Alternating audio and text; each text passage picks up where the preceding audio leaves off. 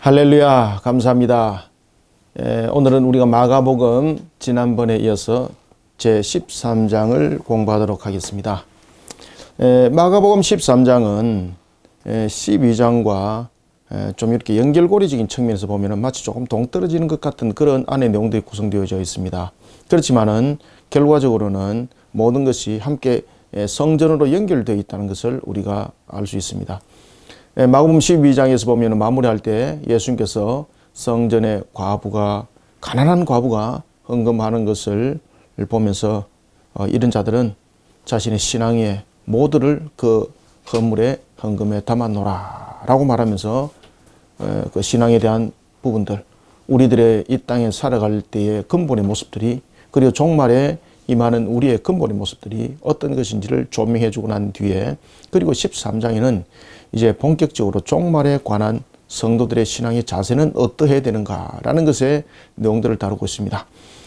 이런 속에 이제 특히 이제 13장에서는 보면은 요한계시록의 7 나팔장에 이어서 대접장이 일어나게 되는데 그 장면들을 우리 속에 보여주고 있습니다. 특히 이제 제13장은 종말에 관한 내용들을 다루고 있습니다. 그리고 이제 종말에 대해서 예수님의 제자들은 이 종말에 나타나는 그 첫 번째 때가 언제인지, 그 다음에 두 번째 어떤 현상들이 종말에 나타나는지에 대한 주요점을 가지고 질문할 때에 예수님께서는 이러한 말씀들을 행하면서 제일 중요한 것은 종말의 때와 현상에 민감한 자가 되기보다는 항상 종말에 신앙의 자세를 똑바로 해라, 신앙의 자세를 강조를 하고 있는 것을 13장에서 우리가 볼 수가 있겠습니다. 특히 그리고 이제 그 13장에서는 예수님께서 종말에 관해서 이야기를 할 때에 그 날짜에 관해서도 이야기를 합니다만은 그 모든 것은 하나님이 아신다는 거죠. 하나님이 아신다라는 것을 통해서도 종말에 관한 특징을 말씀하시고, 그 다음에 종말에 관하여서 그 나를 면하게 하심을 우리에게 말씀을 하면서 이 면하게 하심이 바로 하나님의 모든 부분들에 대해서 하나님의 주권적인 근원적인 측면에서 이 종말이 단행되어진다라는 것을 우리에게 설명을 하고 있습니다.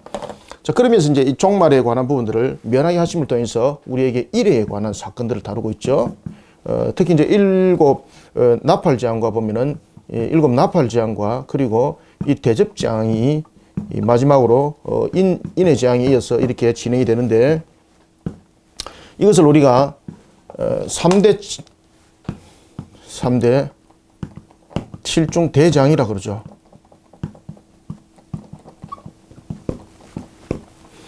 이 세 가지가 7의 현상을 가지고 종말에 가해진다는 거죠. 특히 이제 종말에서 이 7이라는 이 숫자는 완전함을 이야기를 하고 있고, 그 다음에 하나님의 언약에 대한 내용들을 담고 있습니다. 근데 결국은 인의 재앙, 나팔 재앙, 그리고 이 대접 재앙은 완전함에 대한 심판의 단행을 통해서 일어나는 사건이고, 그 다음에 또 하나는 이 7이라는 것은 언약의 완전한 성취, 그죠? 완전한 심판과 그리고 언약의 완전한 성취에 관해서 이 7은 설명을 해주고 있습니다.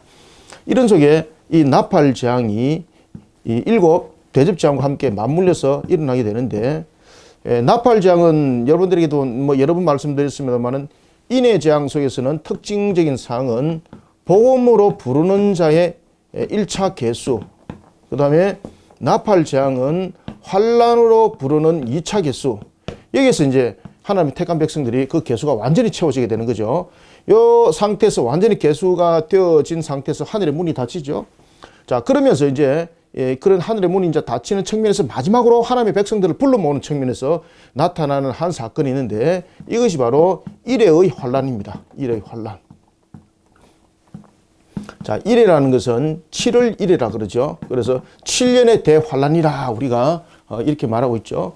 여기서 보면은 7년의 대환란이 나눠집니다. 전반기와 후반기로 나눠지는데, 전반기에 3년 반과 그리고 후반기에 3년 반으로 이렇게 나눠지는데, 이 속에서 매우 특이한 상황이 나타나는 것은 두 가지가 현격하게 구별이 되는데 전 3년반에서는 대회개가 이 속에서 일어나게 되고 그리고 후 3년반에서는 대배교 현상이 나타나게 됩니다. 이런 현상들이 왜 나타나는가? 무슨 이유 때문에 나타나는가? 이런 부분들을 통해서 어떤 그 전쟁의 성패 요인, 마치 그런 결과를 이야기하는 것처럼 말을 하고 있는데 그것이 아닙니다. 이 대회개와 대배교는 바로 일곱이라는 완전수가 말하고 있는 언약의 완전한 심판과 완전한 그리고 언약의 완전한 성취를 말하고 있습니다.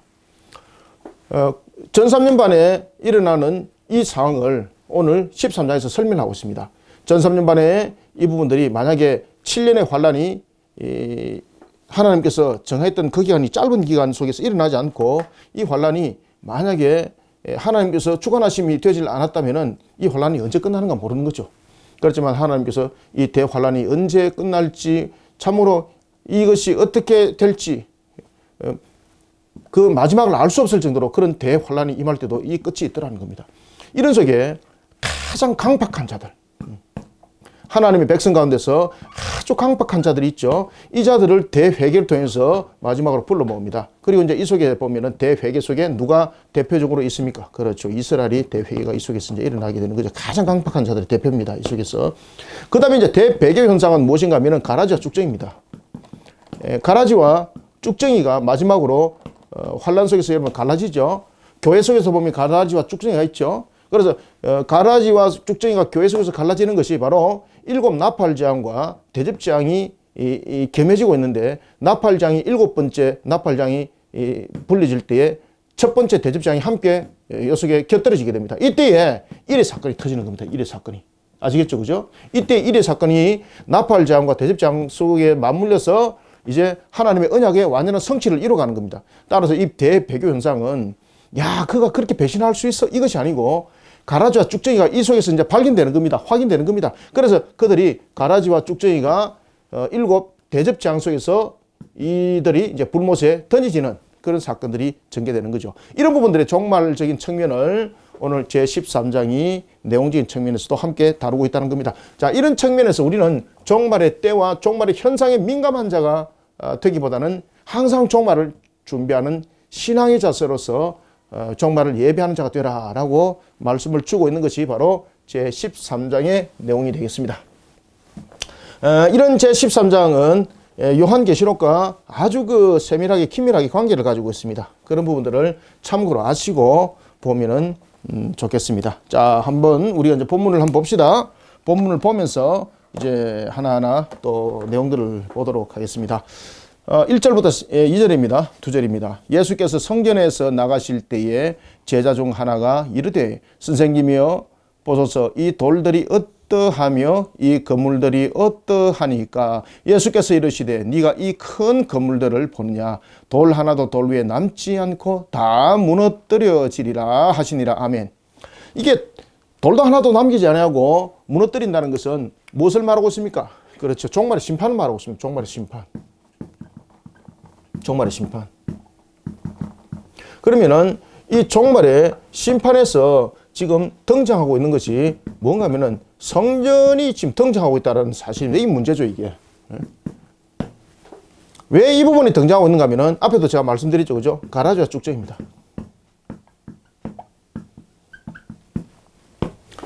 가식적 성전.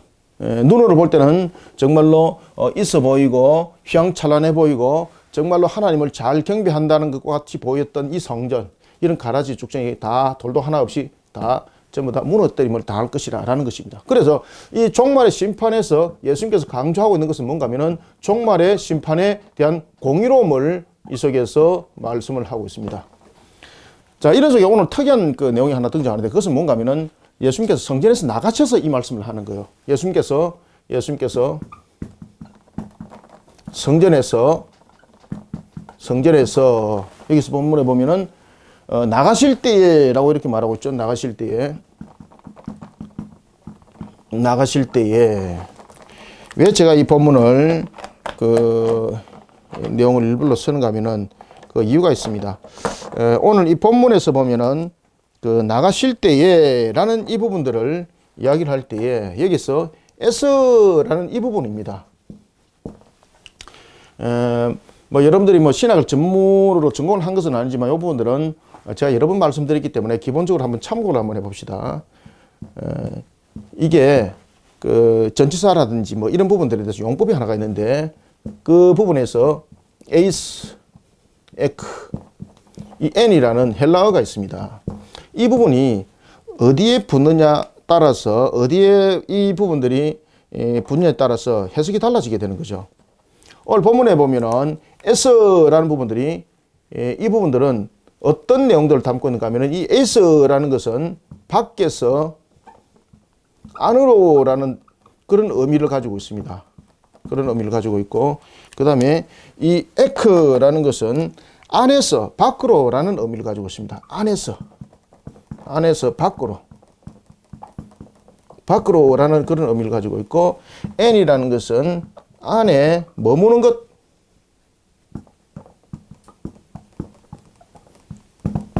자, 오늘 이 본문에 등장하고 있는 거, 여기서 성전에서라는 것은 바로 에크입니다. 안에서 밖으로 나갔다는 의미입니다. 그러면은 제가 왜 이게 복잡하게 이 말씀을 여러분 드리는가 하면은 예수님께서 성전에서 나갔다는 것이 어떤 의미를 가지고 있는가라는 것은 헬라 원어 속에서 이미 답을 주고 있습니다. 그것은 뭔가 하면은 예수님께서 성전에서 나갔다라는 것은 이 성전이 버려진 것이라는 겁니다. 버려진 것. 오늘 본문에 보면은 1절에서 그런 이야기를 하죠. 예수께서 성전에서 나가실 때에라는 것은 이 말씀은 어떤 내용을 우리에게 주고 있는가 하면은 그냥 단순하게 예수님께서 성전에서 나갔다라는 것을 말하고 있는 것이 아니라 성전과 결별했다는 겁니다. 결별.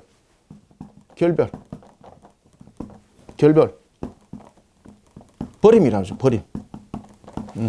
버림이라는 거죠. 예수님께서 다시는 함께하지 않겠다는 뜻입니다. 다시는 함께하지 않겠다. 그래서 버렸다라는 이런 결별의 의미를 가지고 있는 것이 성전에서라는 이런 내용이 있는 것입니다. 따라서 그러면은 왜 예수님께서 성전을 결별했는가? 왜 성전을 버렸는가? 뭐 때문에 버렸겠습니까? 이 부분들은 지금까지 안에 성전에서 일어났던 상황들, 그리고 성전에서 행하시는 안 될 일들, 이런 부분들을 먼저 앞에 전개를 다 했죠. 그죠? 성전 정화 사건 속에 보면은 비둘기 팔고 그리고 그러한 부정한 짐승을 정한 짐승을 팔면서 자신들이 전부 다 표시를 해서 제사장들이 팔고 그런 속에 매매하고, 그 다음에 환전상들을 통해서 매매하면서 이익을 착보하고 그런 성전, 그죠?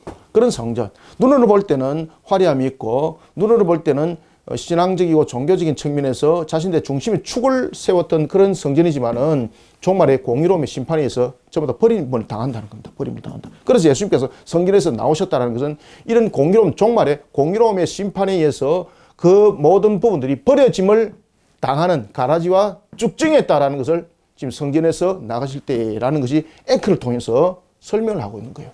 이해되셨죠? 그죠? 자, 이런 속에 이제 예수님께서 말씀을 하시는 거예요. 그때 예수님께서 이렇게 말씀하세요. 그 큰 건물을 보느냐? 그 큰 건물은 무슨 뜻입니까? 그 당시에 여러분들 성전이 보면은 제일 먼저 성전이 세워졌을 때가 솔로몬 성전이었고 그리고 이것이 다시 중건이 되죠. 중건이 되는 것이 스룹바벨 성전이었습니다. 이스라엘 역사에 하면은 스룹바벨 성전이었고, 그리고 이것이 화려하게 재등장하게 되는데 그것이 바로 헤롯 성전입니다. 헤롯 성전. 아주 화려했습니다. 이 부분들, 다시 말하면은 여기서 이제 본문에서 큰 건물이라고 말하고 있는 거죠. 여기서 큰 건물이라는 것은 성전이 큰 건물로 지금 등장하고 있는 겁니다. 그죠? 성전이 여러분들 큰 건물로 등장하면 안 되죠. 성전은 어떤 곳입니까? 하나님을 예배하는 곳. 그 다음에 성전 그러면은 하나님의 임재. 이 부분인데 이것을 건물로 비유를 하고 있는 거죠. 큰 건물. 다시 말하면은 세상적인 측면에서의 화려함. 두 번째, 세상적인 측면에서의 크기. 그런 화려함 속에서 나타나고 있는 위선, 거짓, 포장. 이런 상태 신앙입니다. 이런 상태 신앙. 그런 상태 신앙 예수님께서 버렸다는 겁니다. 이것이 종말의 공의로움에 의해서 전부 다 발견되고 확인되어지고, 그리고 공의로움에 의해서 이 모든 부분들이 심판을 받을 것이라 라는 것이죠. 그것이 이제 2절에서 말씀을 하시는 것인데 다 무너뜨려지리라 라는 것을 통해서 말씀을 주고 있는 겁니다. 자, 이러면서 이제 예수님께서 이런 부분들을 쭉 설명해 나갑니다. 자, 3절부터 4절 읽고 또 한번 봅시다. 예수께서 감람산에서 성전을 마주 대하여 앉으셨을 때에 베드로와 야고보와 요한과 안드레가 조용히 묻되 우리에게 이르소서 어느 때에 이런 일이 있겠사오며 이 모든 일이 이루어지려 할 때에 무슨 징조가 있사오니까. 자, 여러분들 우리는 지금 제자들을 통해서 예수님께서 우리에게 보여주는 것이 하나가 있습니다. 일반적으로 우리가 종말 그러면은 제일 관심 있게 보는 것이 무엇입니까? 그렇죠. 때와 현상입니다. 때와 현상. 지금 제자들을 통해서 지금 그 이야기를 하고 있는 겁니다. 우리는 종말 그러면은 종말이 언제 올 것인가? 그리고 종말의 현상들은 어떤 모습으로 우리 속에 다가오는가? 여기에 대해서 아주 관심이 많죠. 요한계시록도 이제 그 부분에 대해서 많은 이야기를 하고 있는데, 그렇지만 그 현상에 강조하는 것이 아니라 그 현상을 통해서 우리에게 계시를 해주고 있는 겁니다. 사실은 이 계시를 해주고 있는 것은 우리로 하여금 신앙의 바른 자세를 가져라는 측면에서의 그 계시인데, 사람들은 이런 현상만 바라보고 그것을 가지고 마치 자신이 많이 아는 것처럼, 마치 자신이 하나님의 그런 계시를 받은 것처럼 그렇게 말들을 하더라는 거죠. 그래서 사람들이 때와 현상에 관심이 있는 것은 이것을 가지고 이용을 하는 거죠. 그리고 이것을 가지고 마치 자신의 가치를 드러내는 것처럼 오해를 하고 있고 착각을 하고 있고, 이런 부분들이 문제가 많이 생기는 거죠. 그렇지만 하나님께서 이 종말에 대해서 우리에게 이런 때와 현상에 대해서 계시를 해주시면 우리가 지금 신앙의 자세를 바르게 세워서 우리의 종말을 피하는 자가 되라고 말씀을 주고 있는 것이죠. 제자들의 모습도 마찬가지였습니다. 그래서 제자들의 모습도 보면 4절에 보면은 어느 때 무슨 징조, 여기에 대해서 강조를 합니다. 이때에 예수님 앞에 4명이 등장하는데 이 4명이 누구였습니까? 베드로, 그리고 야고보, 요한, 그리고 안드레였습니다. 야고보와 요한이 여러분 형제죠. 그죠? 베드로와 안드레가 형제죠. 이 4명이 예수님의 중심적인 측면에서 아주 그 중심적인 세력으로 움직였던 12제자 가운데서도 핵심적인 세력이었습니다. 이들의 관심이 이런 종말의 때와 현상에 대한다는 것은 모든 제자들과 모든 이들의 공통적 하나의 진리의 내용이었다 이 말입니다.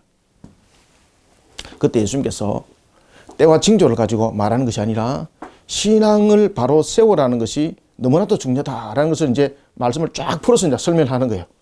자, 5절부터 8절 봅시다. 시작. 예수께서 이르시되 너희가 사람의 미혹을 받지 않도록 주의하라. 많은 사람이 내 이름으로 와서 이르되 내가 그라하여 많은 사람을 미혹하리라. 난리와 난리의 소문을 들을 때에 두려워하지 말라. 이런 일이 있어야 하되 아직 끝이 아니니라. 민족이 민족을, 나라가 나라를 대적하여 일어나겠고 곳곳에 지진이 있으며 기근이 있으리니 이는 재난의 시작이니라. 아멘. 자, 이때에 예수님께서 제자들이 때와 현상을 물었는데, 때와 현상을 물었으면 몇 년, 몇 월, 며칠에 일어날 것이다. 그리고 그 몇 년, 며칠에 일어날 때 어떤 현상이 일어나면은 그것이 그 때니라 라고 이렇게 확정을 말씀을 하면 되는데, 이 말씀을 안 하세요, 예수님께서. 이 말씀을 안 하시고 어떤 말씀을 하시는가 하면 제자들에게 제일 먼저 주시하는 것은 첫 번째, 미혹되지 마라. 그 미혹은 무엇입니까? 사람의 미혹입니다. 사람의 미혹. 첫 번째, 사람의 미혹을 받지 마라라는 것은 하나님의 백성이 거짓된 주장에 넘어갈 뿐만 아니라 그 자신이 또한 크게 동조하는 추종의 세력이 된다는 거죠. 그러니 사람의 미혹을 처음에는 받지 마라. 두 번째는 내 이름으로 오는 자들입니다.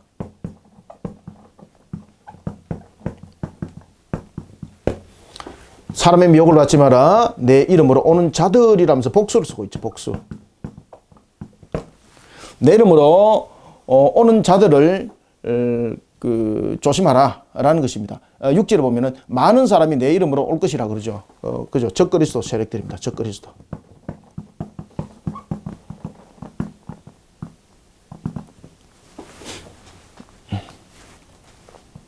적그리스도의 세력들입니다. 여러분들 이것은 이제 잘 아셔야 되는데, 제가 이제 종종 여러분도 말씀드렸는데, 이 적그리스도 세력은 이 42달에 환란에 나타나는 증거물이 아닙니다. 이 적그리스도는 이 42달에 적그리스도가 42달에 가장 강력하게 일어나는 것이 42달의 환란입니다. 이게 이 적그리스도는 하나의 여러 부분에 대해서 연합을 형성하게 되는 겁니다. 그래서 각각 처소의 여러 관계 속에서 적그리스도가 나타나게 되고, 이 적그리스도가 나중에 마치 하나를 리그를 이렇게 연결이 되어 있는 것처럼 나중에 이 42달의 대환란 속에서는 이 전체에 대한 적그리스도의 잔존 세력들을 하나로 묶어서 만드는 머리가 등장하는 겁니다. 이것이 42달의 대환란입니다. 이해가시죠? 그죠? 지금은 적그리스도 세력들이 만들어지는 시기입니다. 만들어지는 시기. 그리고 42달의 대환란은 이러한 만들어진 적그리스도 세력을 하나의 머리로서 다스리는 자가 등장하여서 전체적인 통합을 이루게 되는 겁니다. 그러면서 나중에 666 사건이 여기서 이제 등장하는 겁니다. 아시겠습니까? 종합적인 측면에서. 내 이름으로 오는 자들을, 적그리스도 세력들을 조심하라. 조심하라. 그가 심지어 6절에 보면은 그가 내라 할지라도 믿지 마라. 그들은 많은 사람을 미혹할 것이다. 적그리스도 세력들이 다양하게 일어난다는 거죠. 이단으로 일어나고, 그 다음에 정치적인 부분들로서 일어나고, 다양한 부분에 일어나는 것이 바로 적그리스도 세력입니다. 그래서 이단의 세력들, 그 다음에 정치 세력들, 경제적인 세력들, 군사적인 문제, 그리고 문화적인, 사회적인, 문화적인 문제, 종교적인 문제, 이런 부분에서 적그리스도가 덜이라는 것은 이런 다양한적인 측면에서 적그리스도가 마치 밭을 갈고 씨를 뿌리고 결실을 맺기까지 줄기가 자라나고 열매를 맺는 것처럼 그런 그런 현상들을 일으키면서 내 이름으로 온 자들이 다양한적인 측면에서 세력을 형성하고, 그리고 이것이 나중에 42달의 대환란이 일어날 때에 이것을 통합으로 하나를 묶어서 이끌어가는 그러한 세력이 등장하게 되는 겁니다. 그것이 이제 두 짐승 세력 속에서 나타나게 되는 거죠. 두 짐승 속에서. 그러니 예수님께서 이 말씀을 미리 딱 계시를 하고 있는 겁니다. 많은 사람이 6절 와서 내가 그라 하더라도 미혹당하지 마라. 딱 거짓말이다. 심지어 7절에 보면 난리와 난리가 소문이 들어 두려워하지 말라. 이런 일이 이때 끝이 아니다. 지금 우리가 나타나고 있는 현상들이 바로 오늘 주시는 13장의 이런 현상들 속에 우리는 지금 살아가고 있습니다. 누누이 제가 강조드립니다만 지금은 우리가 여섯 번째 인의 재앙을 앞두고 있는 시대를 우리는 살아가고 있습니다. 여섯 번째 인이 떼질 때는 지금까지 첫 번째부터 다섯 번째 일어났던 그 재앙들이 복합적으로 강력하게 일어나면서 여섯 번째 인이 함께 일어나거든요. 그때 보면은 전쟁과 기근과 그리고 질병과 이런 부분들이 경제적인 그런 대혼란, 이런 부분들이 아주 극심하게 일어나면서 여섯 번째 인의 재앙에서는 하늘에서 땅에서 일어나는데, 땅에서는 지금까지 우리가 경험해보지 못했던 큰 지진이 일어나게 되고, 하늘에서는 세 가지 현상이 나타나는데, 첫 번째는 하늘에 태양이 마치 검은 상복을 입은 것처럼 그런 현상들이 나타나고, 그 다음에 두 번째는 달이 붉은 핏빛으로 변해버리고, 그 다음에 세 번째는 하늘에 별들이 축복 낙엽 떨어지듯이 무화과가 열매가 떨어지듯이 땅으로 쏟아지는, 그렇지만 그때도 종말은 아니다라고 성경은 우리에게 말씀을 주고 있습니다. 그때는 우리에게 마지막이 아니라 그때가 바로 환란의 시작이니라 라고 말씀을 주고 있는 이런 여섯 번째 인의 재앙이 우리 속에 곧 일어납니다. 이런 부분도 함께 지금 증가하고 있는 겁니다. 자, 보십시오. 8절 민족이 민족을 나라가 나라를, 이게 무엇입니까? 민족이 민족이라는 것은 국내 전쟁이고, 나라가 나라를 대적하는 국제 전쟁이죠. 그 다음에 곳곳에 지진이 일어나고 기근이 일어나고, 이 재앙들은 끝이 아니라 재난의 시작이라고 말씀하고 있죠. 이것이 바로 뭔가 하면 여섯 번째 인에 나타나는 내용들입니다. 여섯 번째 인은 질병이 더 강력하게, 지금 여러분들이 뭐 코로나 문제 가지고 우리가 전전긍긍하고 있는데 이보다 더 강력함이 앞으로 나타납니다. 그렇지만은 여러분 근심하지 마십시오. 하나님께서는 택한 백성들의 그 부분들을 통해서는 모든 길들을 통해서 피할 길을 주시고, 모든 부분을 통해서 회복의 길을 주시고, 그 모든 것들을 만들어 가신 속에서 이 일들을 진행해 나가십니다. 그러니 우리가 종말의 때 현상에 우리가 두려움을 가지되 항상 잃어버리지 말아야 할 것은 하나님을 향한 바른 신앙의 자세. 지금 예수님께서 13장을 통해서 이것을 지금 강조를 하고 있는 거예요. 제자들의 관심사는 무엇이라고요? 때와 현상입니다. 이 부분들은 현재 살아가고 있는 우리의 모습도 마찬가지죠. 때와 현상. 그렇지만 예수님께서 때와 현상이 아니라 항상 신앙의 자세를 바르게 가지라. 항상. 여기에 항상 초점을 맞춰라. 항상 여기에. 자, 9절부터 13절 읽어봅니다. 시작. 너희는 스스로 조심하라. 사람들이 너희를 공회에 넘겨주겠고 너희를 회당에 매질하겠으며 나로 말미암아 너희가 권력자들과 임금들 앞에 서리니 이는 그들에게 증거가 되려 함이라. 이런 지금 현상이 우리에게 나타나면서 종말에 가장 또 문제점들이 뭔가 하면은 교회를 향하여서 믿음을 가진 자들 향해서 핍박이 강력하게 온다는 겁니다. 지금 여러분들 보시면은 우리가 여러 가지 현상들을 통해서 교회가 여러 가지 부분에 제약을 받게 되고 또한 그런 속에 사회적인 측면에서도 보면은 예수를 믿는 사람들을 마치 격려시켜서 아주 그 나쁜 질병을 유발시키고 그리고 또한 사회적인 측면에서 아주 나쁜 것들을 만들어가는 하나의 집단화적인 측면으로서 문제를 야기시키고 또한 개념을 우리 사람들에게 개념을 주시시키고 이런 속에 우리를 만들어가는 거죠. 그런 현상들이 이 속에 다 나타나는 겁니다. 그래서 9절도 그 이야기를 하는 겁니다. 공의에 넘겨지겠고 너희를 회당에서 매질하겠고 나로 말미암아 너희가 권력자들과 임금들 앞에서 서리니 이는 그들에게 증거가 될 것이다. 그런 현상이 나타나더라도 너희들은 두려워하지 마라. 오히려 그것이 이 종말의 때가 왔음을 그리고 종말의 날이 다가왔음을 내가 그 현상을 통해서 보여주는 것이니 너희들은 그럴수록 더욱더 신앙의 자세를 견고히 세우라라는 것을 말하고 있는 겁니다. 자, 10절. 또 복음이 먼저 만국에 전파되어야 할 것이니라. 이게 이제 6번째 인의 재앙 속에서 나타나는 하나님의 복음의 그 계수가 찼을 때의 복음의 수입니다. 1차 계수와 2차 계수가 있는데 복음의 수가 1차 계수고 그 다음에 환란의 계수가 2차 계수입니다. 환란의 계수가 2차 계수입니다. 이 1차 계수가 이제 복음의 수로서 6번째 인이 이 속에서 사건이 일어나는 겁니다. 복음으로 불러온 그 숫자가 찼을 때 하나님께서 이제 신속히 6번째 인을 떼면서 나팔장이 신속히 이제 일어나게 되는 거예요.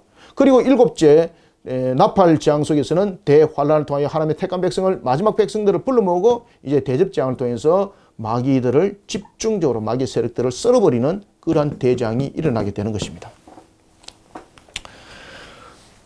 그래서 이제 복음이 먼저 만국에 전파되리라라는 것은 이런 환란을 통해서 세계 전체 곳곳에 6번째 인의 재앙이 이제 곧 닥칠 터인데 그 전에 여러 가지 이런 현상들, 지금 코로나 문제도 마찬가지죠. 이런 걸 통해서 세계 전체 곳곳에 복음이 더욱더 세밀하게 들어가도록 만들게 되고 그리고 또한 그러한 현상들을 통해서 하나님을 바라보게 하고 그런 속에 그들에게 복음이 질병으로만 끝나는 것이 아니라 그 속에서 복음이 증거되어지고 그들을 하나님의 영원한 백성들로 불러 모으는 하나의 도구로 또한 사용되어진다는 겁니다. 그래서 어떻게 보면은 마귀가 자기가 이기는 것처럼 승리하는 그 순간 예수님께서 모든 것을 물리치고 오히려 승리했던 것들 여러분 기억나시죠? 예수님께서 광야에서 40일의 금식을 통하여 마귀로부터 3가지 유혹을 받을 때에 마귀가 모든 것을 총공격을 통해서 예수님을 무너뜨리려고 했지만은 결국은 예수님께서 그 광야에서 승리를 했던 것처럼 우리의 이 환난도 재앙도 이와 같이 그런 모습 속에 나타난다는 겁니다. 그래서 이런 환란을 통해서 복음이 더욱더 확장되게 만들 것이고 그런 속에 하나님께서는 복음의 수를 채우고 그리고 더 큰 환란을 통해서는 강팍한 자들을 환란 가운데 2차 계수를 통해서 그들을 복음으로 불러 모으고 그리고 이제 마귀를 향한 대접장이 일어날 것이다 라는 것을 우리에게 설명하고 있는 것이 바로 13장의 내용인 것입니다. 11절 사람들이 너희를 끌어다가 넘겨줄 때에 무슨 말을 할까 염려하지 마라. 그죠? 미리 염려하지 마라. 이 모든 부분들을 통해서 나타나고 있는 것은 바로 하나님의 주권 속에서 이 일들이 진행된다는 겁니다. 하나님의 주권 속에서. 그래서 여러분들이 이런 신앙들을 또 신비주의적인 경향 속에서 받아들이면 안 되고 항상 신앙은 인격적으로 받아들여야 됩니다. 신앙은 신비주의적인 측면이 아니라 신앙은 항상 인격적인 측면에서 받아들여야 돼요. 이때에 어떤 부분도 염려하지 마라라는 것은 하나님의 주권 속에 모든 것이 일어나고 있다는 것을 의심하지 말라는 겁니다. 하나님 주권 속에서 일어나고 있다는 것. 11절 사람들이 너희를 끌어다가 넘겨줄 때에 무슨 말을 할까 미리 염려하지 말고 무엇이든지 그때에 너희에게 주시는 그 말을 하라 라는 것은 이 부분들이 모든 것이 하나님의 주권적 측면에서 모든 것이 진행되어진다 이 말입니다. 이 종말에 대한 내용들이. 야, 이 세상이 끝났구나. 이런 식으로 우리가 종말을 바라볼지라도 이 부분들은 하나님의 절대적 주권들을 통해서 이 종말이 일어나고 있다는 것을 너희들은 알아라. 그죠? 알아라. 라고 말씀 주는 것이죠. 그렇기 때문에 미리 염려하지 말고 무엇이든지 그때 너희에게 주시는 그 말을 하라. 말하는 이는 너희가 아니요 바로 성령이시니라. 이때 또 일어나는 또 특별한 상황을 보면은 형제가 형제를, 아버지가 자식을 죽는데 내주고 자식이 부모를 대적하여 죽게 하는 이런 부분들이 바로 말세에 또한 일어나는 대표적인 한 내용들인데, 이런 잔인함들이 어디 속에서 일어나는가? 바로 마귀가 자신이 666을 형성하는 측면에서 이런 일들을 일으키는 겁니다. 적그리스도 세력들이 여러분들 등장하죠. 적그리스도 세력들이 그냥 얌전하게 세력을 형성하지 않습니다. 오늘 여기 본문에 나타나고 있는 것처럼 형제가 형제를 대적하게 되고, 형제가 형제를 대적하게 되고, 그 다음에 부모가 자녀를 대적하게 되고, 자녀가 부모를 대적하게 되고, 이런 부분들이 전부 다 어떤 속에서 일어나고 있는가 하면은 적그리스도 세력들이 666을 만들어가는 내용 속에서 이 내용들은 전부 다 일어납니다. 이 속에서. 그리고 이런 속에서 무엇이 일어나는가 하면은 적그리스도 세력 속에서 전부 다 안에 통제되게 되어 있습니다. 정치적으로, 군사적으로, 경제적으로, 문화적으로, 종교적으로 모든 부분들이 666이라는 부분이라는 이런 적그리스도의 세력에 의한 거짓된 삼일체에 전부 다 하나의 통제 속에 들어오게 되는 겁니다. 그래서 여러분들 지금 우리가 사회 속에서 가장 여러분들 주시해가 봐야 될 것은 뭔가 하면 사회주의입니다. 사회주의. 사회주의. 이 사회주의는 이 적그리스도를 만들어가는 기반입니다. 사회주의. 아시겠습니까? 우리가 복지 부분들을 민감하게 잘 보셔야 됩니다. 우리가 복지라는 것은 우리에게 분명히 필요합니다. 그런데 이런 복지적인 부분들을 통해서 사회주의를 구성하는 내용들을 잘 보셔야 되는 거예요. 왜냐하면 복지는 그냥 우리가 정말로 복지적인 측면에서 복지가 아니라 이 부분들을 통해서 규제를 하게 되고 이 부분들을 통해서 자신들이 통제할 수 있는 어떤 구조를 가지게 되지 않습니까? 그럼 이것은 전부 다 666으로 가는 하나의 조직 세력이라고 보셔야 됩니다. 사회주의. 오늘 본문 속에서도 이제 그 이야기를 이미 다 하고 있는 거죠. 12절, 13절. 형제가 형제를, 아버지가 자식을 죽는데 내주며 자식들이 부모를 대적하여 죽게 하리라. 또 너희가 내 이름으로 말미암아 모든 사람에게 미움을 받을 것이나 끝까지 견디라. 끝까지 견디라. 끝까지 견디는 것은 어떤 자신의 능력을 가지고 견디는 것 아닙니다. 끝까지 견디라라고 말씀하고 있는 것은 13절. 또 너희가 내 이름으로 말미암아 모든 사람에게 미움을 받을 것이나 끝까지 견디는 자는 구원을 받을 것이라는 것은, 이 부분들 해석을 잘 하셔야 돼요. 이 부분들 잘못 해석하게 되면은 구원은 고난과 어려움을 참고 견디는 자에게 주는 것으로 믿고 있습니다. 이런 부분을 통해서 독일 신학자들이 이런 부분들을 가지고 사실은 신학을 전개했던 세계 2차 대전 때 이런 일들이 일어났었죠. 그러면서 자신이 뭐 십자가를 이야기를 하고 있고, 그렇지만 나중에 돌아보니 그도 나중에 배신자였더라라는 것.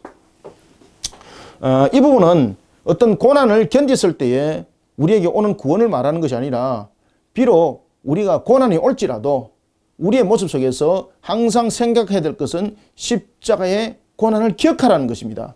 그러면은 이 십자가의 고난 속에는 무엇이 있었습니까? 우리의 죄를 대속하여 죽으신 예수님. 그죠? 따라서 오늘 13절에서 보면은 내 이름으로 말미암아 미움을 받을지라도 끝까지 견디는 자는 구원을 받으리라는 것은 십자가 고난을 말하는 것이지, 이 고난과 어려움을 참아내는 자가 구원을 받는다라는 행위적인 측면을 말하고 있지 않습니다. 이해되셨습니까? 아시겠죠? 그래서 왜 이 부분들을 예수님께서 말씀하시는가 하면은 신앙적인 측면에서 너희들이 어떻게 구원받았는가를 기억하고, 어떻게 구원받는가를 기억하고, 그러면서 그때를 견디고 이겨라 라는 것은 그저 네가 견디고 이기는 것으로 끝나는 것이 아니라, 하나님께서 우리의 구원을 위하여 예수님께서 십자가에서 죽으신 것처럼 우리의 모든 부분들을 하나님께서 절대 주권적 속에서 모든 것을 주관하고 있으니 믿어 의심치 말라는 겁니다. 그래서 제가 7재앙을 통해서 7이라는 것은 두 가지를 측면을 말하고 있다. 하나는 우리에게 드러나고 있는 것은 완전한 하나의 심판을 말하고 있는가 하면은 또한 우리에게 완전한 부분에서 언약의 성취를 우리에게 말하고 있는 것이 바로 이래에 대한 내용들을 담고 있다는 것이죠. 그래서 예수님께서 십자가 사건을 이야기를 하고 있는 것도 마찬가지입니다. 십자가 사건을 기억하면서 하나님의 절대 주권을 믿으라. 우리를 구원하기 위해서 어떻게 예수님께서 십자가에서 죽으셨는지 기억하라. 그죠? 그래서 고난을 견뎌내어서 끝까지 네가 성자가 되어라, 이 뜻이 아닙니다. 십자가를 기억하고 그리고 그 모든 내용들을 신앙으로 이기는 자가 되라는 것입니다. 그 속에는 하나님이 절대 주권이 있음을 믿어 의심치 마라 라는 믿음을 우리에게 설명을 해주고 있다라는 것입니다. 자, 14절부터 17절까지 읽읍시다. 14절부터 17절, 16절까지만. 멸망의 가정한 것이 서지 못할 곳에 선 것을 보거든 잃는 자는 깨달을진저 그때 유대에 있는 자들은 산으로 도망할지어다. 지붕 위에 있는 자는 내려가지도 말고 집에 있는 무엇을 가지러 들에 가지도 말며 밭에 있는 자는 겉옷을 가지러 뒤로 돌이키지 말지어다. 아멘. 자, 멸망이 가정한 것이 서지 못하는 곳에 선 것을 보거든. 그죠? 이 속에서 이제 나타나고 있는 것은 바로 7번째 나팔장과 그리고 첫 번째 대접장 사이에 일어나는 7년의 대환란의 내용을 지금 담고 있습니다. 이 내용이. 여러분들이 기억해야 될 것은 지금 저와 여러분들은 이런 환란을 우리가 겪기 전에 하나님께서 우리에게 피난처로 우리로 이동시킨다는 것을 여러분 기억하셔야 됩니다. 그래서 1차 계수와 2차 계수를 여러분들이 이 내용 속에서 구별해 보셔야 되는 거예요. 지금 이 내용은 복음으로 부름을 받고 난 이후에 복음으로 부름을 받고 난 뒤에 1차 계수와 2차 계수가 있는데 복음으로 부름을 받고 난 우리에게는 주어지는 것이 피난처가 나중에 주어집니다.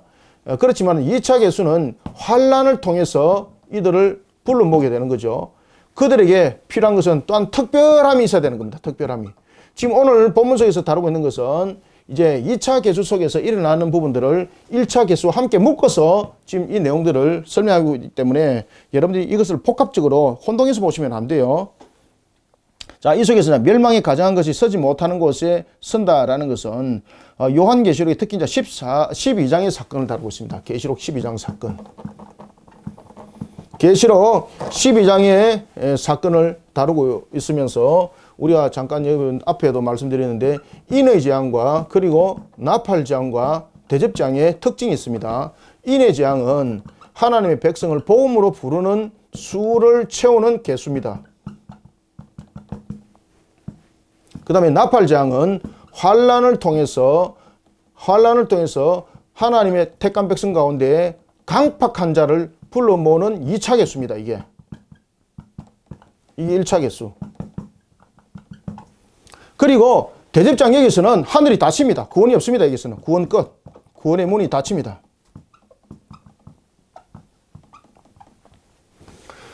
여기서 대접장은 마귀의 세력을 향한 강력한 재앙입니다. 그것을 대접장이라고 말하는 겁니다. 그래서 대접입니다.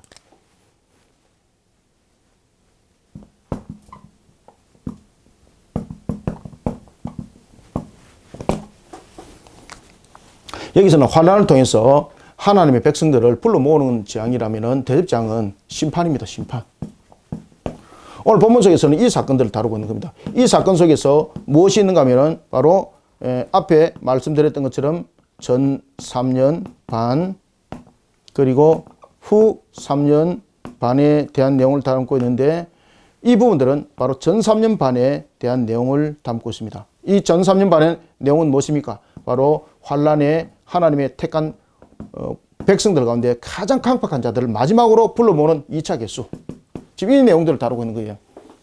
멸망이 가정한 것이 서지 못하는 곳에 선 것을 보거든 잃는 자는 깨달을진저 그때 유대에 있는 자는 산으로 도망할지어다. 지금 이 사건입니다. 지금 이 사건. 대환란. 자, 그러면은 여기서 한번 보십시오.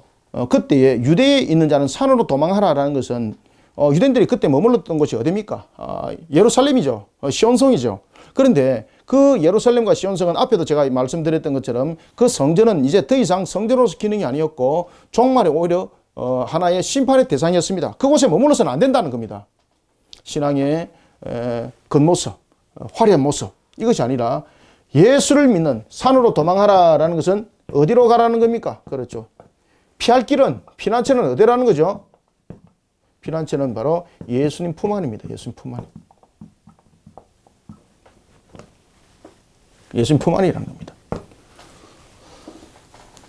그래서 여기서 본문에 보면은 멸망에 가정한 것이 서지 못할 곳에 선 것을 보거든 잃는 자는 깨달을진저 그때 유대에 있는 자들은 어디로 도망하라? 그렇죠. 산으로 도망하라. 산으로. 여기서 산이라는 것은 예루살렘 성전과 같은 것은 더 이상 종말론적인 측면에서 피난처가 될 수 없다는 거죠. 그 부분들은 이미 기능들이 다 상실했다는 거죠. 그러면 우리의 산은 어딘가? 우리의 도망갈 곳은 어딘가? 그죠? 오직 예수 그리스도입니다. 예수 그리스도. 그래서 이 산으로 도망간다는 것은 바로 이 나팔장을 통해서 7 환란의 마지막 나팔장의 구원의 택한 백성들의 강팍한 자들을 마지막으로 징계하면서 불러 모을 때에 이들은 산으로 피하는 자가 되는 거죠. 그때 이 산은 무엇입니까? 그렇죠. 예수 그리스도 안입니다. 예수 그리스도 안. 예수 그리스도 안. 지금 이런 요한계시록 12장상을 이미 14절에서 전체적인 부분들을 조명을 해주고 있는 거예요. 자, 그럴 때에, 자, 15절. 지붕 위에 있는 자는 내려가지도 말고 집에 있는 무엇을 가지러 들어가지도 말라. 자, 육신적 보호를 하기 위해서 또는 자신들의 어떤 지금까지 걸어왔던 어떤 기반들, 이런 부분들을 돌아보는 것이 아니라는 거죠. 대환란 속에서는. 대환란 속에서는 제일 중요한 것은 우리가 하나님을 향한 믿음 신앙 속에서 자신의 근본을 세우는 것이 매우 중요하다는 겁니다. 여러분들, 지붕 위에는 그 당시에 여러분 지붕 위라는 것은 하나의 종교적인 행위도 그 속에서 일어났습니다.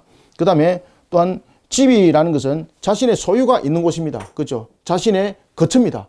그러니까 세상적인 거처, 어떤 세상적인 어떤 유형들을 돌아보면 안 된다는 겁니다. 오직 믿음 신앙 속에서 자신을 바르게 세워야 된다는 겁니다. 심지어 자, 6절에 보면 밭에 있는 자는 겉옷을 가지러 뒤로 돌아가지 마라. 밭은 무엇입니까? 경제적 구조죠. 경제적 구조. 그래서 대환란에 임할수록 우리 속에 가장 중요한 것들은 뭔가 하면은 어떤 사리적인 부분들, 사욕적인 부분들, 어떤 물질적인 부분들, 어떤 명예를 세우고 권세를 세우는 측면에서 몰입되어 있는 것이 아니다. 종말이 때일수록 가장 중요한 것은 하나님을 향한 신앙으로 근본을 바로 세우는 것이 매우 중요하다. 지금 예수님께서 그 말씀을 하고 계시는 거예요. 이해되셨죠? 그래서 16절에 보면은 밭에 있는 자는 겉옷을 가지러 뒤로 돌이키지 마라 라는 것은 종말의 때에 더욱더 경제적 구조 속에 취해서 넘어지는 자, 그 밭에 있는 자는 결국 어디로 가겠습니까? 육령력으로 가는 겁니다. 여러분들, 육령력으로. 그죠? 적그리스도의 세력, 거짓된 삼위일체, 이들이 정치, 경제, 그리고 경제, 군사, 문화, 적인 사회적인 모든 문제, 종교적인 모든 문제, 이런 부분들을 전부 다 움켜쥐고 있는 것이죠. 그 속에 하나가 여러분 무엇입니까? 경제, 밭이잖아요. 밭에. 돌이키지 말라는 겁니다. 돌이키지 마라. 밭에 있는 자는 겉옷을 가지러 가지 마라. 겉옷을 가지러 가지 마라. 자신의 육신을 보호하기 위해서 겉옷은 필요하지요. 그럼에도 불구하고 이런 대환란 속에서는 그런 부분들을 돌이켜보기보다는 신앙의 근본을 바로 세우는 것이 매우 중요하다. 그래야지 넘어지지 않는다라는 것입니다. 자, 심지어 17절에 보면은 그날에는 아이 뵌 자들과 젖 먹이는 자들에게 화가 있을지어다. 자, 제가 이제 밴드던 그 내용들을 이제 실어놨습니다만은 여기서 그날에 아이 뵌 자와 젖 먹이는 자는, 야, 그러면 그날에 아이 뵌 자들과 젖 먹이는 자들은 그럼 지옥 가는가? 이런 자들은 정말로 심판받는가? 그 말이 아닙니다. 이 17절의 말은 무엇인가 하면은 그날에 젖 먹이는 자와 그리고 아이 뵌 자라는 것은 이 아이 뵌 자, 아이를 뵌 자와 두 번째 젖 먹이는 자는 연약한 자들입니다. 이런 부분들은 보호가 필요한 사람들입니다. 필요한 연약함의 대명사입니다.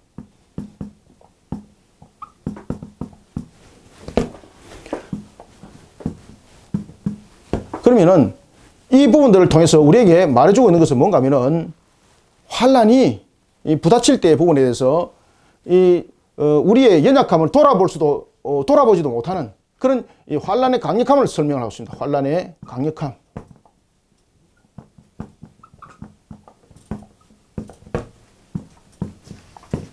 두 번째, 우리에게 주셔야 될 것은 아이 뵌 자와 젖 먹이는 자 부분들을 통해서 이 부분을 통해서 여러분들 어떻게 받아들이시는가 하면 환란의 강력함과 함께 환란은 이런 보호받아야 될 자들도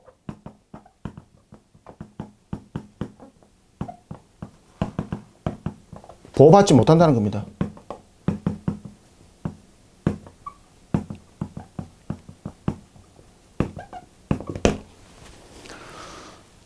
따라서 아이 뵌 자 속에도 여러분 구원자가 있고 젖 먹이는 자 속에도 구원자가 있습니다. 그 부분들을 말하고 있는 것이 아닙니다. 이 속에서 아이 뵌 자, 젖 먹이는 자라는 것은 환란의 강력함을 이야기를 하고 있고 그 환란이 급히 임하는 측면에서의 피할 길이 없다는 것을 우리에게 강조를 하고 있는 겁니다. 그래서 이 부분을 통해서 강조하고 있는 것은 환란은 보호받아야 할 자들도 보호받지 못한다. 누굽니까? 연약한 자들도. 그러면 이 연약한 자들은 불쌍하지 않는가라는 부분을 이야기를 하고 있는데 이 속에도 여러분 보면은 구원받을 자와 그리고 구원받지 못할 자들이 있는 것이죠. 이 부분들을 비교해서 말씀을 하기도 합니다만은 여기서 주시하고 있고 강조하고 있는 것은 이 두 가지를 우리에게 더욱더 강조를 하고 있다. 환란의 강력함. 그리고 환란의 강력함 속에서 환란이 신속하고 그리고 그 환란이 어떻게 부닥칠지도 모른다는 거죠. 여러분들 아이 베는 자가 만약에 이 환란의 때를 알았다면 아이를 베겠습니까? 안 베는 거죠. 따라서 이 환란의 강력함이라는 것은 환란이 아주 신속하고 그리고 급작스럽게 온다는 것을 우리가 설명할 뿐만 아니라 이런 환란은 보호받을 그런 연약한 자들도 보호받을 수 없는 그런 강력함을 강조를 하고 있는 겁니다. 환란의 심판의 강력함. 이해되시죠? 그죠? 그러면서 18절에 보면은 이 일이 겨울에 일어나지 않도록 기도하라.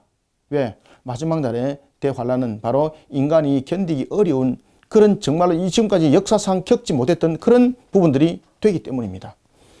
18절부터 20절 읽습니다. 시작. 이 일이 겨울에 일어나지 않도록 기도하라. 이는 그날들이 환란의 날이 되겠습니다. 하나님께서 창조하신 시초부터 지금까지 이런 환란이 없었고 후에도 없으리라. 만일 주께서 그날을 감하지 아니하셨더라면, 이게 이제 전 3년반 후 3년반 말하는 겁니다. 만일 주께서 그날들을 감하지 아니하셨더라면 모든 육체가 구원을 얻지 못할 것이거늘 자기가 택하신 자들을 위하여 그 날들을 감하셨느니라. 아멘. 이 부분들을 특히 이제 13장은 요한계시록도 잘 모르고 처음 듣는 분들은 매우 이 부분들이 어려울 수 있어요. 그렇지만은 이런 부분들의 요한계시록이란 이런 부분들 공부를 저와 함께 다 했고, 그 다음에 이제 저와 함께 체계적으로 공부해 오신 분들은 이 본문 절대 어려운 본문이 아닙니다. 그날을 감했다. 앞에도 말씀드렸죠. 그날을 감했다라는 것은 환란을 이것을 이래로 정했다는 겁니다. 7년. 감하지 않으면 이것이 무한정입니다. 무한정. 아유, 필체가 제가 별로 안 좋았어. 감했다는 것은 기간을 정했다는 겁니다.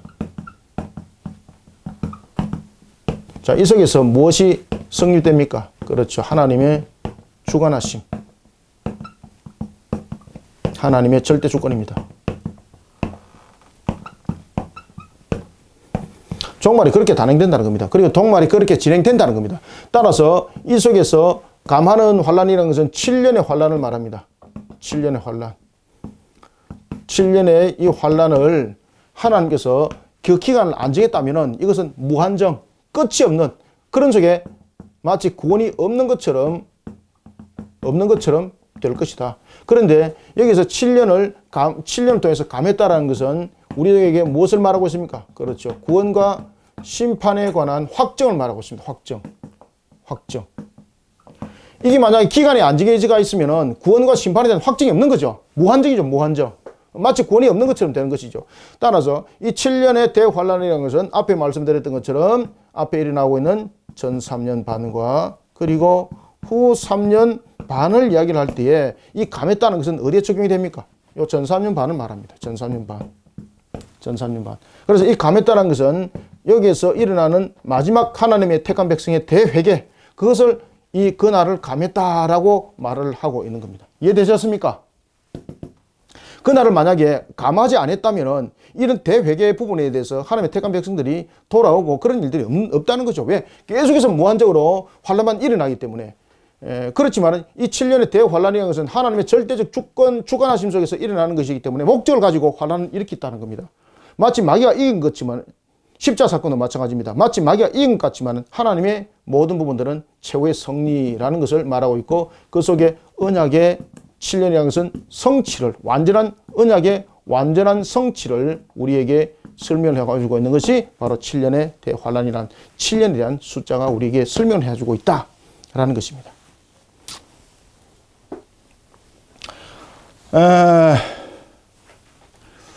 20절 만일 주께서 그날을 감하지 않았다면, 이해 가시죠? 이제 감하지 않았던 이유?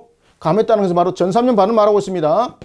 이 기간을 정하지 않았다면 환란이 끝이 없고 무한정으로 마치 구원이 없는 것처럼 우리 속에 다가온다는 거죠. 언약의 성취는 바라볼 수도 없다는 거죠. 그렇지만 하나님께서 모든 것을 주관하셔서 이 환란을 정리를 한다는 겁니다. 그리고 이 환란은 결국은 하나님의 주권적 속에서 일어난 환란이었다는 것을 우리는 깨달아 알아라는 것입니다. 만일 주께서 그날을 감하지 않았다면 모든 육체가 구원을 얻지 못할 것이거늘 자기가 택한 신자를 위하여 그날들을 감하셨느니라. 택한 백성들을 위해서 감하셨다는 것은 바로 전 3년 반 대회개를 이 속에서 일으킨다는 얘기입니다. 그러면서 하나님의 완악한 자들의 구원의 백성들의 마지막 제2차 개수가 이 속에서 일어난다는 거예요. 자, 21절. 그때에 어떤 사람이 너희에게 말하되 보라 그리스도가 여기 있다. 자, 이런 환란들이 일어날 때, 대회개 운동이 일어날 때에도 이제 여기서 이제 이어지는 것이 무엇입니까? 대배교 현상이 일어나게 되는 거죠. 이때에 여러분들이 이제 잘 아시는 것처럼 이런 강력한 두 짐승의 세력들이 등장해서 대회개 운동들을 일어난 데 있어서 회방을 하게 되는 거죠. 지금 그 이야기입니다. 그때에 어떤 사람이 너희에게 말하되, 그죠? 적그리스도 세력에 대한 적그리스도입니다. 여기에서 이제 적그리스도는 앞에 나타났던 적그리스도 세력이 하나의 일치점을 이제 이루게 되는 겁니다. 적그리스도가 일치점을 이뤄서 두 짐승으로 이제 등장하게 되는 거죠. 그러면서 전체적으로 강력한 이제 다스림이 있게 되는 겁니다. 그때에 어떤 사람이 너희에게 말하되 보라 그리스도가 여기 있다. 보라 저기 있다 하여도 믿지 마라. 22절. 거짓 그리스도들과 거짓 선자들이, 그죠? 복수죠. 그죠? 이것이 일치점을 이뤄서 하나의 두 짐승 속에서 이제 통일점을 이루게 되는 겁니다. 거짓 그리스도들과 거짓 선자들이 일어나서 이적과 기사를 행하여 할 수만 있으면 택하신 자들을 미혹하려 하리라. 그죠? 대회개 일어나는 속에서 이런 집중적 공격을 하게 되고 이 속에서 대배교 현상이 일어나는데 그것이 후 3년 반의 사건입니다. 이 내용들을 지금 담고 있는 겁니다. 본문의 내용은 예수님께서 하시는 말씀은.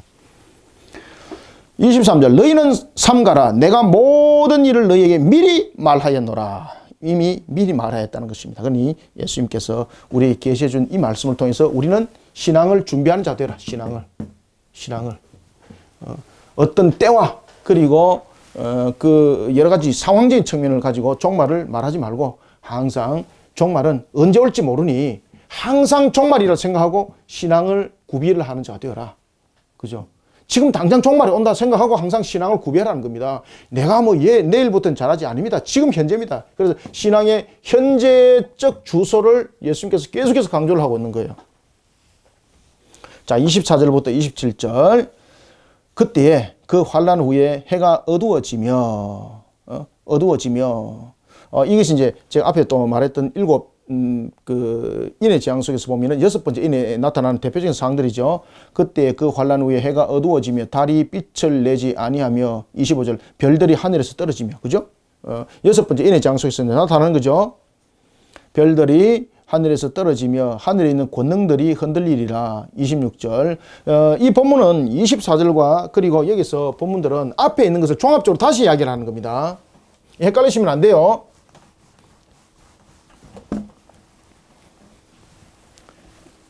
이 본문 속에서 지금 나타나고 있는 것은 잘 보십시오. 자, 이 본문들 속에서 나타나고 있는 것은 그때의 해와 달과 별들을 다루고 있죠. 해와 그리고 달과 별들을 다루고 있는 것은 이것은 인의 재앙입니다. 인의 재앙 속에서 나타나고 있고, 그 다음에 여기서 보면은 인자가 구름을 타고 옵니다.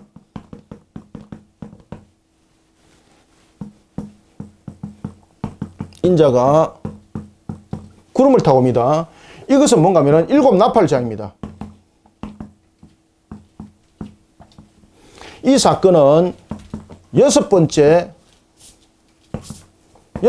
인의 재앙이고, 이 인자가 구름을 타고 오는 것은 일곱 번째 나팔 재앙입니다. 그죠? 그러면서 이 내용들을 일곱 번째 나팔 재앙과 함께 일곱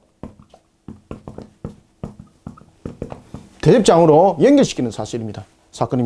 그래서 이 지금 해와 달과 별 그리고 인자가 구름을 타고 오는 것은 이 모든 재앙들을 전부 다 합치고 있습니다. 인의 재앙과 나팔 재앙과 일곱 대접장, 이 모든 것을 함께 설명하고 있는 겁니다. 다시 함께 다 묶어서. 이해되시겠죠? 그죠? 그래서 26절은 24절부터 27절은 바로 이런 내용들을 전부 다 묶어서 다시 한번 더 설명하는 겁니다. 전부 다. 종말에 관한 3대 7중.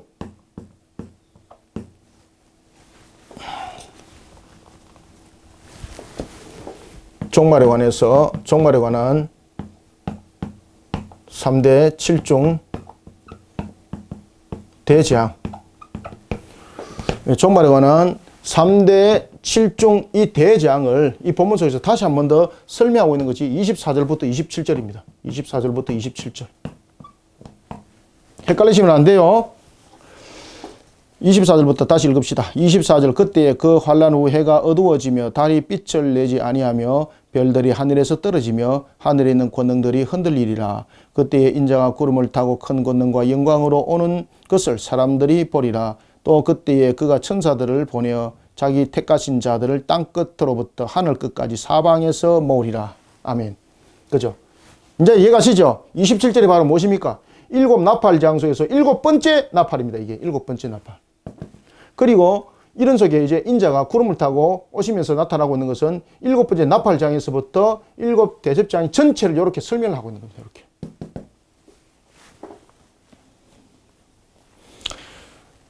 그리고 이제 이 속에서 여러분들에게 이제 그 참고사항인데 어떤 분들이 참 민감하게 다뤄야 될 내용이 있고 그 다음에 상징적으로 다뤄야 될 내용이 있는데 어떤 분들이 싸우시는 것이 본문에 보면은 마가복음에 보면 예수님께서 구름 타고 오시는데 요한계시록 백마를 타고 오신다 그러잖아요.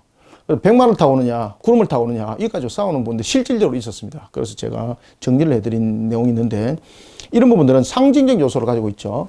이 부분들은 예수님께서 구름을 타고 오신다. 그리고 예수님께서 백마를 타고 오신다. 라는 것은 이것은 상징적 요소를 우리에게 설명하고 있습니다. 상징적으로.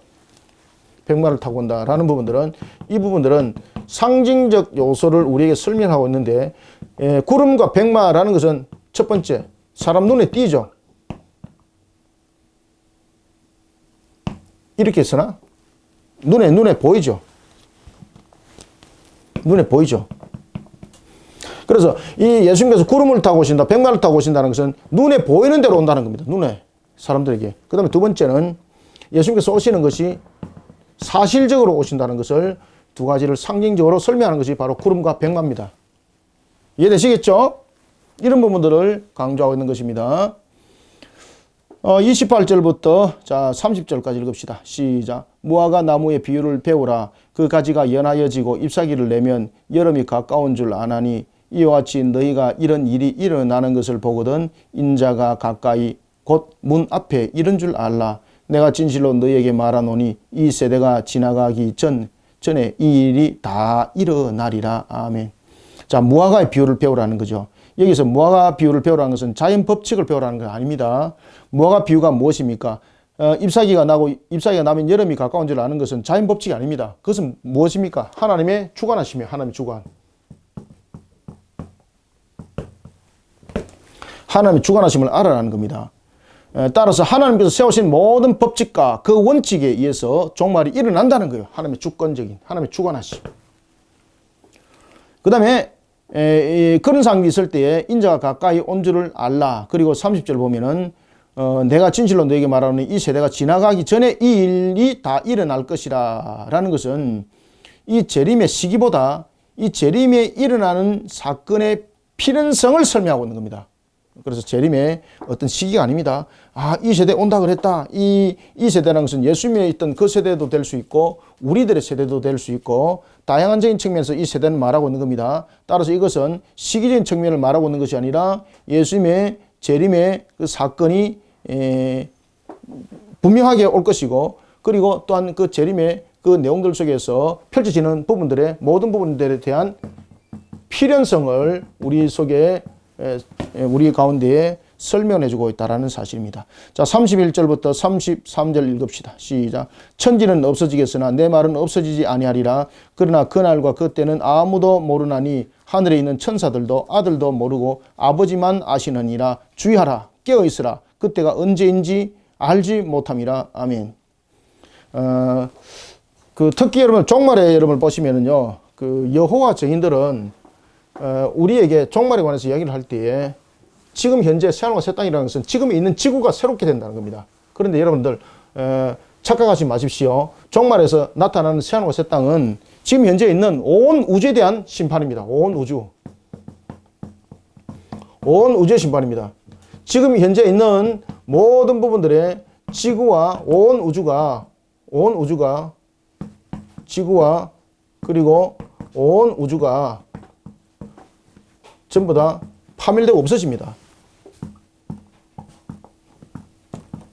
이것이 온 우주의 심판입니다. 온 우주의 심판.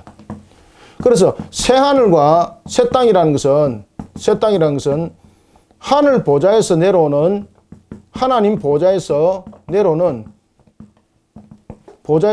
새 시작을 말합니다. 새 시작. 그래서 새 하늘과 새 땅입니다. 새 시작, 새 창조입니다. 이 속에서 우리가 영생하는 겁니다. 영생.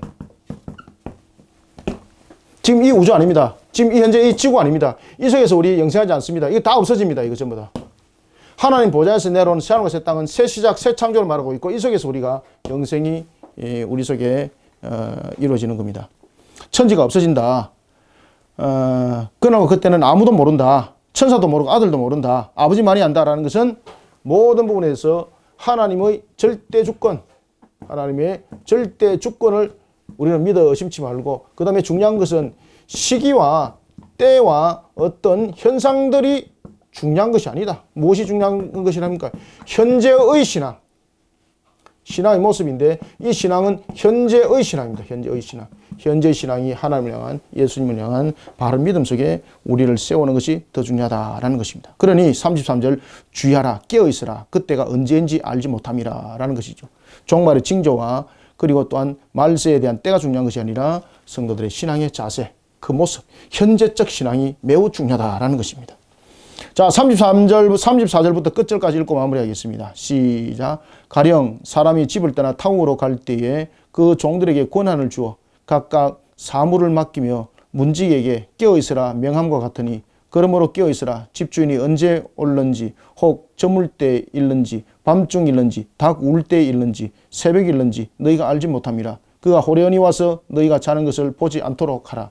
깨어있으라, 내가 너에게 하는 이 말은 모든 사람에게 하는 말이니라 하시니라. 아멘. 모든 사람이라는 것은 모든 세대를 말하고 있는 겁니다.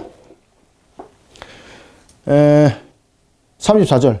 가령 사람이 집을 떠나 타국에 갈 때에 그 종들에게 권한을 주어 사물을 맡길 때라는 것은 주님께서 명하신 일에 대해서 주님이 오시는 그날까지 모든 사람들은 성도로서, 그리스도인으로서 주님이 주신 그 마지막 명령, 마태복음 28장 18절에서 19절, 20절에 대한 내용들, 지상 대위임령, 이 부분들을 명심하고 복음을 전가하는 증인으로 쓰임받으라는 겁니다. 그러면서 35절, 깨어있으라, 언제 올는지 모른다.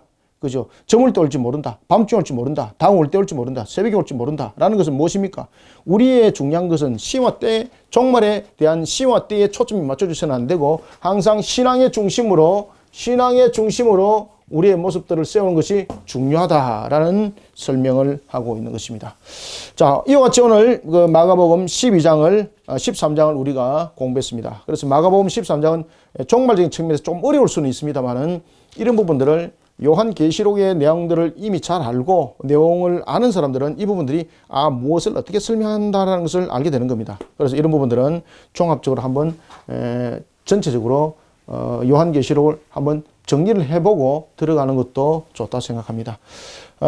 그리고 이제 이어서 이제 제14장은 이제 다음 주에 계속해서 보도록 하겠습니다. 그래서 13장은 이런 종말적인 측면에서 예수님께서 우리로 하여금 신앙의 바른 자세가 종말의 때와 그리고 그 시를 아는 것보다 더 중요하다라고 우리에게 말씀을 주고 있는 것입니다. 여러분들 오늘 주신 말씀대로 우리의 현재적 신앙의 자세를 하나님을 향한, 예수님을 향한 그 믿음으로, 십자가 신앙으로 우리의 근본들을 바르게 세워나가는 현재적 신앙으로 날마다의 모습들을 세워나가는 우리 모두가 되기를 소망합니다. 감사합니다. 수고하셨습니다.